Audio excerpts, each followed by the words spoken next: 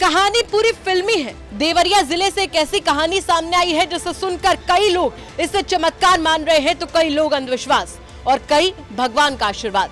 देवरिया जिले के भागलपुर विकास खंड के मुरासो गांव के एक घर के सामने लोगों की भीड़ लगी हुई थी। किसी को समझ ही नहीं आ रहा था कि आखिर माजरा क्या है।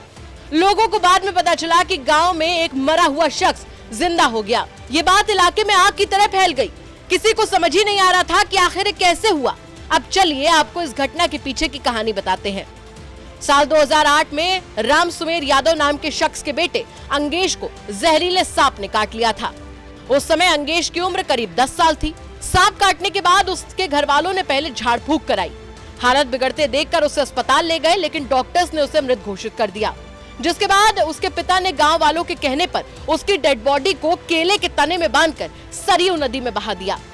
इस घटना के 15 साल बाद अंगेश अचानक अपने घर वापस आ गया और सीधे अपनी मां के पास पहुंच गया। दावा तो यहां तक किया जा रहा है कि अंगेश को अपनी बचपन की हर बात याद है। वो कहां खाता था, कौन कौन से रिश्तेदार हैं, किनके क्या नाम है, सब कुछ। इसी गांव में पढ़ाने वाले एक टीचर ने यूपी तक से बात करते हुए कहा कि उस शख्स ने उन्हें देखते ही पैर छूकर प्रणाम किया और बताया कि उन्होंने उसे पढ़ाया है।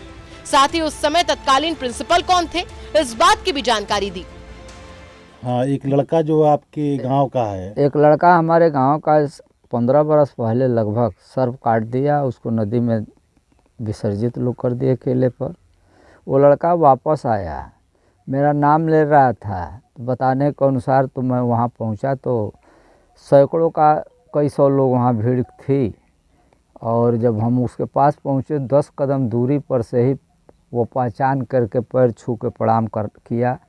मैंने कहा कैसे पहचानते हो, तो मेरा नाम श्यामानंद बताया। कहा कि जिरासो स्कूल में आप 6 में हम पढ़ते थे और हम कनकाला को हमको 2-4 बार मारे भी हैं।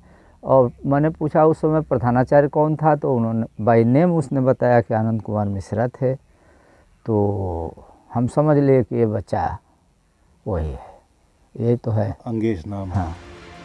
अब आप इसे चमत्कार समझते हैं या अंधविश्वास, हमें कमेंट करके जरूर बताएं। देवरिया से राम प्रताप सिंह की रिपोर्ट, यूपी तक।